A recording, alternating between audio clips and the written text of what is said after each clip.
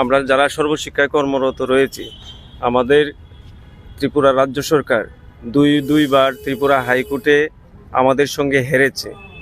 নিয়মিতকরণের পক্ষে ত্রিপুরার উচ্চ আদালত আমাদেরকে রায় প্রদান করেছেন, কিন্তু রাজ্য সরকার দুইবার হেরেও পরবর্তীতে মাননীয় মহামান্য সুপ্রিম কোর্টে এসএলপি করেছে।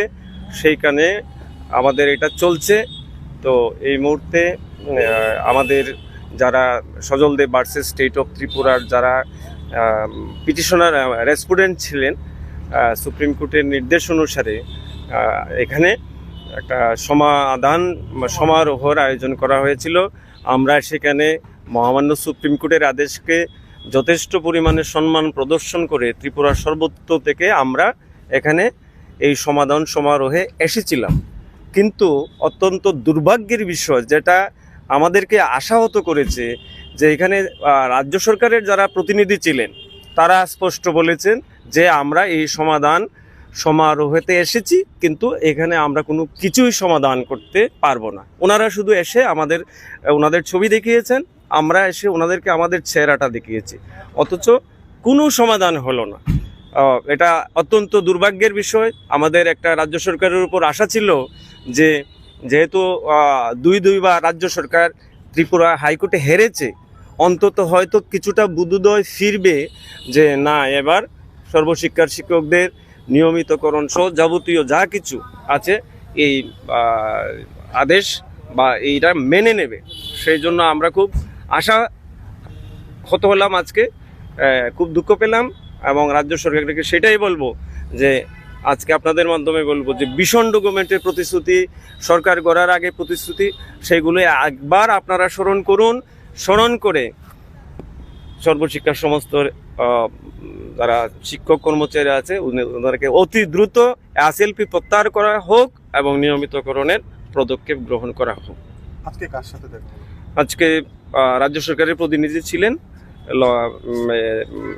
ফিনান্স অর্থ দপ্তরের প্রতিনিধি ছিলেন, সমগ্র শিক্ষার প্রতিনিধি ছিলেন, আর হয়তো লোক আদালতের প্রতিনিধি তো থাকেনি, আর আমরা শিক্ষকদের একটা প্রতিনিধি গিয়েছিলাম।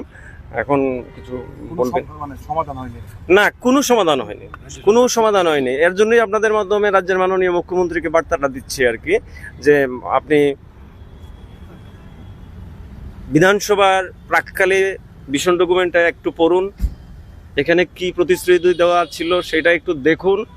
হ্যাঁ, আপনি সেই সময় মুখ্যমন্ত্রী ছিলেন না, সব কিছু ঠিক আছে, বিপ্লব দেব ছিলেন, কিন্তু আপনি নতুন এসছেন।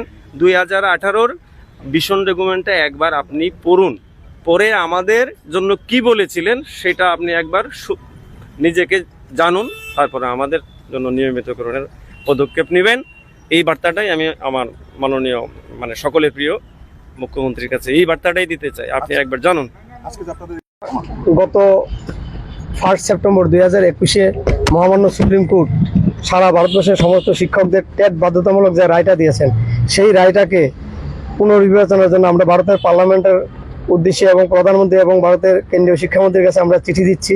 আমাদের ত্রিপুরা অ্যাসোসিয়েট টিচার ওয়েলফেয়ার অ্যাসোসিয়েশনের পক্ষ থেকে যে পার্লামেন্ট যেন অ্যামেন্ডমেন্ট করে সারা ভারতবর্ষের শিক্ষকদের যারা 2010-এর 23 আগস্টের আগে নিযুক্ত পেয়েছেন তাদেরকে যেন বিনা টেটে রেগুলারাইজ, বিশেষ করে আমাদেরকে রেগুলারাইজ, এবং সারা ভারতবর্ষের শিক্ষকদের যেন টেট থেকে মুক্তি দেওয়া হয়। সেই উদ্দেশ্যে আমরা মহামান্য এই ভারতবর্ষের যে যশস্বী প্রধানমন্ত্রী নরেন্দ্র মোদীজি এবং ভারতবর্ষের শিক্ষামন্ত্রী ওনার দুজনকেই আমরা চিঠি দিচ্ছি যাতে আমাদের এই বিষয়টা পার্লামেন্টে অ্যামেন্ডমেন্ট করে সারা ভারতবর্ষের শিক্ষকদের টেট থেকে মুক্তি দেয়। আপনার নামটা? আমার নাম রুনু চক্রবর্তী, সর্বশিক্ষার শিক্ষক।